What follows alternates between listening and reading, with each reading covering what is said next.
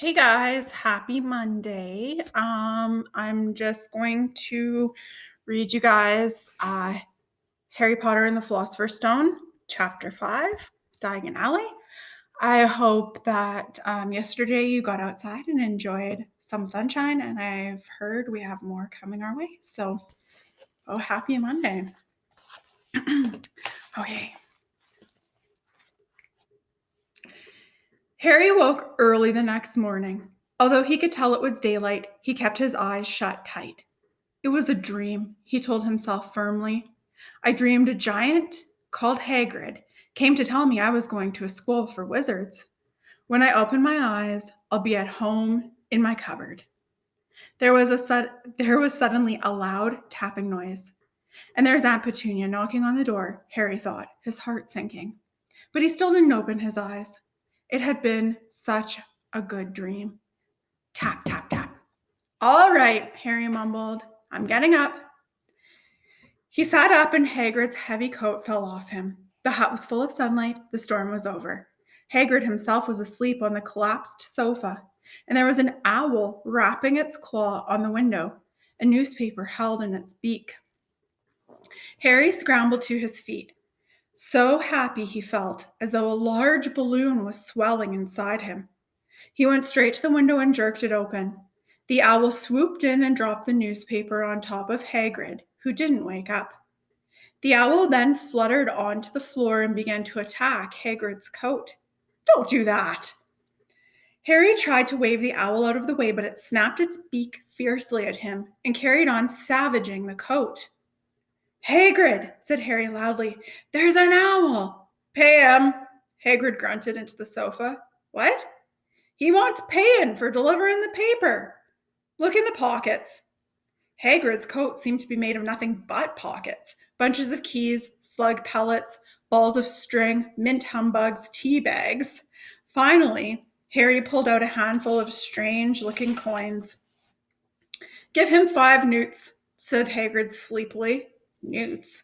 The little bronze ones. Harry counted out 5 little bronze coins, and the owl held out its leg so he could put the money into a small leather pouch tied to it. Then it flew off through the open window. Hagrid yawned loudly, sat up, and stretched. Best be off, Harry. Lots to do today. Got to get up to London and buy all your stuff for school. Harry was turning over the wizard coins and looking at them. He had just thought of something which made him feel as though the happy balloon inside him had got a puncture. Hagrid? Said Hagrid, who was pulling on his huge boots. I haven't got any money. And you heard Uncle Vernon last night. He won't pay for me to go and learn magic. Don't worry about that, said Hagrid, standing up and scratching his head. Do you think your parents didn't leave you anything? But if their house was destroyed, they didn't keep their gold in the house, boy. Nah, first stop for us is Gringotts, Wizard's Bank. Have a sausage, they're not bad cold. And I wouldn't say no to a bit of your birthday cake, neither. Wizards have banks? Just the one, Gringotts, run by goblins. Harry dropped the bit of sausage he was holding. Goblins? Yeah, so you'd be mad to try and rob them, I'll tell you that. Never mess with goblins, Harry. Gringotts is the safest place in the world for anything you want to keep safe, except maybe Hogwarts. As a matter of fact, I go to visit Gringotts anyway, for Dumbledore, Hogwarts business. Hagrid drew himself up proudly. He usually gets me to do important stuff for him, fetching you, getting things from Gringotts. Knows he can trust me. See? Got everything? Come on now, then. Harry followed Hagrid out onto the rock. The sky was quite clear now, and the sea gleamed in the sunlight. The boat Uncle Vernon had hired was still there, with a lot of water in the bottom after the storm. How did you get here? Harry asked, looking around for another boat. Flew, said Hagrid. Flew? Yeah, but we'll go back in this. Not supposed to use magic now, I've gotcha. They settled down in the boat, Harry still staring at Hagrid, trying to imagine him flying. Seems a shame to row, though, said Hagrid, giving Harry another of his sideways looks. If I was to speed things up a bit, would you mind not mentioning it at Hogwarts? Of course not, said Harry, eager to see more magic. Hagrid pulled out the pink umbrella again, tapped it twice on the side of the boat, and they sped off towards land. Why would you be mad to try and rob Gringotts? Harry asked. Spells, enchantments, said Hagrid, unfolding his newspaper as he spoke. They say there's dragons guarding the high security vaults. And then you gotta find your way. Gringotts is hundreds of miles under London. See? Deep under the underground. You'd die of hunger trying to get out, even if you did manage to get your hands on something. Harry sat and thought about this while Hagrid read his newspaper, the Daily Prophet. Harry had learned from Uncle Vernon that people liked to be left alone when they did this, but it was very difficult. He never had so many questions in his life. Ministry of Magic messing things up as usual, Hagrid muttered, turning a page. There's a Ministry of Magic? Harry asked before he could stop himself. Course, said Hagrid. They wanted Dumbledore for minister, of course, but he'd never leave Hogwarts, so old Cornelius Fudge got the job. Bungler, if there ever was one. So he pelts Dumbledore with owls every morning, asking for advice. But what does a Ministry of Magic do? Well, their main job is to keep it from the muggles that there's still witches and wizards up and down the country. Why? Why, blimey, Harry, everyone would be wanting magic solutions to their problems. Nah, we're best left alone. At this moment, the boat bumped gently into the harbor wall. Hagrid folded up his newspaper, and they clambered up the stone steps onto the street. Passers-by stared a lot at Hagrid as they walked through the little town to the station. Harry couldn't blame them. Not only was Hagrid twice as tall as anyone else, he kept pointing at perfectly ordinary things like parking meters and saying loudly, "See that, Harry? Things these muggles dream up, eh?" Hagrid, said Harry, panting a bit as he tried to keep up. Did you say there are dragons at Gringotts? Well, so they say, said Harry. Crikey, I'd like a dragon. You'd like one? Wanted one ever since I was a kid. Here we go. They had reached the station. There was a train to London in 5 minutes' time. Hagrid, who didn't understand muggle money, as he called it, gave the notes to Harry so he could buy their tickets. People stared more than ever on the train. Hagrid took up 2 seats and sat knitting what looked like a canary yellow circus tent. Still got your letter, Harry? He asked as he counted stitches. Harry took the parchment envelope out of his pocket. Good, said Hagrid. There's a list of everything you need. Harry unfolded a second piece of paper he hadn't noticed the night before and read. Hogwarts School of Witchcraft and Wizardry. Uniform. First-year students will require 1. 3 sets of plain work robes, black. 2. 1 plain pointed hat, black, for day wear. 3. 1 pair of protective gloves, dragon hide or similar. 4. 1 winter cloak, black, silver fastenings. Please note that all pupils should carry name tags. All pupils' clothes should carry name tags. Set books. All students should have a copy of each of the following. The Standard Book of Spells, Grade 1, by Miranda Goshawk. A History of Magic, by Bathilda Bagshot. Magical Theory, by Aldebert Waffling. A Beginner's Guide to Transfiguration, by Emmerich Switch. 1000 Magical Herbs and Fungi, by Philda Spore. Magical Drafts and Potions, by Arsonist Jigger. Fantastic Beasts and Where to Find Them, by Newt Scamander. The Dark Forces, A Guide to Self-Protection, by Quentin Trimble. Other equipment, 1 wand, 1 cauldron, pewter, standard size 2, 1 set glass or crystal phials, 1 telescope, 1 set brass scales. Students may also bring an owl or a cat or a toad. Parents are reminded that first years are not allowed their own broomsticks. Crazy. Can we buy all this in London? Harry wondered aloud. If you know where to go, said Hagrid. Harry had never been to London before. Although Hagrid seemed to know where he was going, he was obviously not used to getting there in an ordinary way. He got stuck in the ticket barrier on the underground and complained loudly that the seats were too small and the trains too slow. I don't know how muggles manage without magic, he said. As they climbed a broken-down escalator which led up to a bustling road lined with shops. Hagrid was so huge that he parted the crowd easily. All Harry had to do was keep close behind him. They passed bookshops and music stores, hamburger bars and cinemas, but nowhere that looked as if it could sell you a magic wand. This was just an ordinary street full of ordinary people. Could there really be piles of wizard gold buried miles beneath them? Were there really shops that sold spellbooks and broomsticks? Might this not all be some huge joke that the Dursleys had cooked up? If Harry hadn't known that the Dursleys had no sense of humor, he might have thought so. Yet somehow, even though everything Hagrid had told him so far was unbelievable, Harry couldn't help trusting him. "This is it," said Hagrid, coming to a halt. "The Leaky Cauldron. It's a famous place." It was a tiny, grubby-looking pub. If Hagrid hadn't pointed it out, Harry wouldn't have noticed it was there.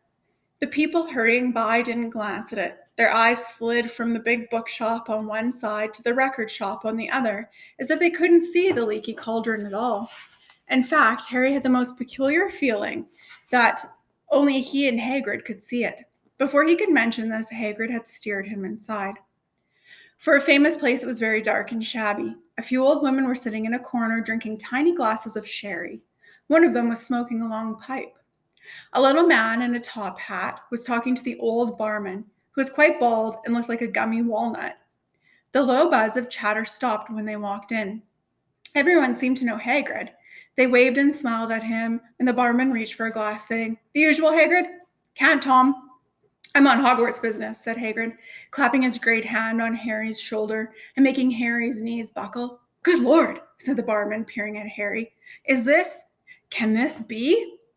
The Leaky Cauldron had suddenly gone completely still and silent. "Bless my soul," whispered the old barman. "Harry Potter, what an honor." He turned out from behind the bar, rushed towards Harry, and seized his hand, tears in his eyes. "Welcome back, Mr. Potter. Welcome back." Harry didn't know what to say. Everyone was looking at him. The old woman with the pipe was puffing on it without realizing it had gone out. Hagrid was beaming. Then there was a great scraping of chairs, and next moment Harry found himself shaking hands with everyone in the Leaky Cauldron. "Doris Crockford, Mr. Potter, can't believe I'm meeting you at last." "So proud, Mr. Potter, I'm just so proud." "Always wanted to shake your hand. I'm all of a flutter." "Delighted, Mr. Potter. Just can't tell you. Diggle's the name. Daedalus Diggle." "I've seen you before," said Harry, as Daedalus Diggle's top hat fell off in excitement. "You bowed to me once in a shop." "He remembers," cried Daedalus Diggle, looking around at everyone. "Did you hear that? He remembers." Harry shook hands again and again. Doris Crockford kept coming back for more. A pale young man made his way forward, very nervously. One of his eyes was twitching. "Professor Quirrell," said Hagrid. "Harry, Professor Quirrell will be one of your teachers at Hogwarts." "Potter?" stammered Professor Quirrell, grasping Harry's hand. "Can't tell you how pleased I am to meet you." "What sort of magic do you teach, Professor Quirrell?" Defense against the dark arts," muttered Professor Quirrell, as though he'd rather not think about it. Not that you need it, eh, Potter?" He laughed nervously.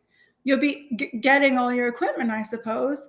I've got to pick up a new book on vampires myself." He looked terrified at the very thought. But the others wouldn't let Professor Quirrell keep Harry to himself. It took almost 10 minutes to get away from them all. At last, Hagrid managed to make himself heard over the babble. "Must get on. Lots to buy. Come on, Harry." Doris Crockford shook Harry's hand one last time, and Hagrid led them through the bar and out into a small walled courtyard where there was nothing but a dustbin and a few reeds. Hagrid grinned at Harry. "Told you, didn't I? Told you was famous. Even Professor Quirrell was trembling to meet you. Mind you, he's usually trembling. Is he always that nervous? Oh yeah, poor bloke, brilliant mind. He was fine while he was studying out of books, but then he took a year off to get some first-hand experience. They say he met vampires in the Black Forest, and there was a nasty bit of trouble with a hag. Never been the same since. Scared of the students, scared of his own subject. Now, where's my umbrella?" "Vampires? Hags?" Harry's head was swimming. Hagrid, meanwhile, was counting bricks in the wall above the dustbin. "3 up, 2 across," he muttered. "Right, stand back, Harry." He tapped the wall 3 times with the point of his umbrella. The brick he had touched quivered. It wiggled. In the middle, a small hole appeared. It grew wider and wider. A second later, they were facing an archway large enough even for Hagrid, an archway onto a cobbled street which twisted and turned out of sight. "Welcome," said Hagrid, "to Diagon Alley." He grinned at Harry's amazement. They stepped through the archway. Harry looked quickly over his shoulder and saw the archway shrink instantly back into the solid wall. The sun shone brightly on a stack of cauldrons outside the nearest shop. Cauldrons, all sizes, copper, brass, pewter, silver, self-stirring, collapsible, and a sign hanging over them. Yeah, you'll be needing one, said Hagrid, but we gotta get your money first. Harry wished he had about 8 more eyes. He turned his head in every direction as they walked up the street, trying to look at everything at once, the shops, the things outside them, the people doing their shopping. A plump woman outside the apothecary's was shaking her head as they passed, saying, "Dragon liver, 16 sickles an ounce? They're mad." A low, soft hooting came from a dark shop with a sign saying Aelop's Owl Emporium. Tawny, Screech, Barn, Brown, and Snowy. Several boys of about Harry's age had their noses pressed against a window with broomsticks in it. "Look," Harry heard one of them saying, "the new Nimbus 2000, fastest ever." There were shops selling robes, shops selling telescopes, and strange silver instruments Harry had never seen before. Windows stacked with barrels of bat spleens and eels' eyes. Tottering piles of spellbooks, quills, and rolls of parchment. Potion bottles, globes of the moon. "Gringotts," said Hagrid. They had reached a snowy white building which towered over the other little shops. Standing beside its burnished bronze doors, wearing a uniform of scarlet and gold, was... "Yep, that's a goblin," said Hagrid quietly as they walked up the white stone steps toward him. The goblin was about a head shorter than Harry. He had a swarthy, clever face, a pointed beard, and Harry noticed very long fingers and feet. He bowed as they walked inside. Now they were facing a second pair of doors, silver this time, with words engraved upon them. "Enter, stranger, but take heed of what awaits the sin of greed. For those who take but do not earn must pay most dearly for their turn. So if you seek beneath our floors a treasure that was never yours, thief, you have been warned. Beware of finding more than treasure there." "Like I said, you'd be mad to try and rob it," said Hagrid. A pair of goblins bowed them through the silver doors, and they were in a vast marble hall. About 100 more goblins were sitting on high stools behind a large counter, scribbling in large ledgers, weighing coins on brass scales, examining precious stones through eyeglasses. There were too many doors to count leading off the hall, and yet more goblins were showing people in and out of these. Hagrid and Harry made for the counter. "Morning," said Hagrid to a free goblin. "We've come to take some money out of Mr. Harry Potter's safe. You have his keys, sir?" "Got it here somewhere," said Hagrid, and he started emptying his pockets onto the counter, scattering a handful of moldy dog biscuits over the goblin's book of numbers. The goblin wrinkled his nose. Harry watched the goblin on their right, weighing a pile of rubies as big as glowing coals. "Got it," said Hagrid at last, holding up a tiny golden key. The goblin looked at it closely. "That seems to be in order. I've also got a letter here from Professor Dumbledore," said Hagrid importantly, throwing out his chest. "It's about the you-know-what in Vault 713. The goblin read the letter carefully. "Very well," he said, handing it back to Hagrid. "I will have someone take you down to both vaults. Griphook!" Griphook was yet another goblin. Once Hagrid had crammed all the dog biscuits back inside his pockets, he and Harry followed Griphook towards one of the doors leading off the hall. "What's the you-know-what in Vault 713? Harry asked. "Can't tell you," said Hagrid mysteriously. "Very secret Hogwarts business. Dumbledore's trusted me. More than my job's worth to tell you that." Griphook held the door open for them. Harry, who had expected more marble, was surprised. They were in a narrow stone passageway lit with flaming torches. It sloped steeply downward, and there were little railway tracks on the floor. Griphook whistled, and a small cart came hurtling up the tracks towards them. They climbed in. Hagrid with some difficulty, and were off. At first, they just hurtled through a maze of twisting passages. Harry tried to remember left, right, left, middle fork, right, left, but it was impossible. The rattling cart seemed to know its own way because Griphook wasn't steering. Harry's eyes stung as the cold air rushed past them, but he kept them wide open. Once he thought he saw a burst of fire at the end of a passage and twisted around to see if it was a dragon, but it was too late. They plunged even deeper, passing an underground lake where huge stalactites and stalagmites grew from the ceiling and floor. I never know, Harry called to Hagrid over the noise of the cart. What's the difference between a stalagmite and a stalactite? Stalagmites got an M in it, said Hagrid. And don't ask me questions just now. I think I'm going to be sick.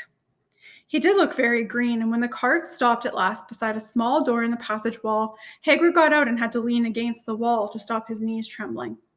Griphook unlocked the door. A lot of green smoke came billowing out, and as it cleared, Harry gasped. There were mounds of gold coins, columns of silver, heaps of little bronze newts. All yours, smiled Hagrid. All Harry's? It was incredible. The Dursleys couldn't have known about this, or they'd have had it from him faster than blinking. How often had they complained how much Harry cost them to keep? And all the time there had been a small fortune belonging to him, buried deep under London. Hagrid helped Harry pile some of it into a bag. The gold ones are galleons, he explained. 17 silver sickles to a galleon and 29 newts to a sickle. It's easy enough. Right, that should be enough for a couple of terms. We'll keep the rest safe for you. He turned to Griphook. Vault 713 now, please. And can we go more slowly? One speed only, said Griphook. They were going even deeper now and gathering speed. The air became colder and colder as they hurtled around tight corners.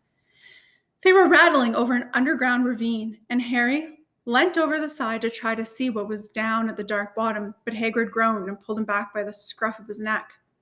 Vault 713 had no keyhole. Stand back, said Griphook importantly. He stroked the door gently with one of his long fingers, and it simply melted away. If anyone but a Gringotts goblin tried that, they'd be sucked through the door and trapped in there, said Griphook. How often do you check to see if anyone's inside? Harry asked.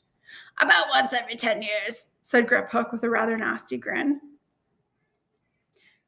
Something really extraordinary had to be inside this top security vault. Harry was sure, and he leaned forward eagerly, expecting to see fabulous jewels at the very least. But at first he thought it was empty. Then he noticed a grubby little package wrapped up in brown paper lying on the floor. Hagrid picked it up and tucked it deep inside his coat. Harry longed to know what it was, but knew better than to ask. Come on, back in this infernal cart, and don't talk to me on the way back. It's best if I keep my mouth shut, said Hagrid. Okay, guys, I'm just going to take a little break there. I will upload this video, and then I will do Chapter 5, Part 2. Thank you.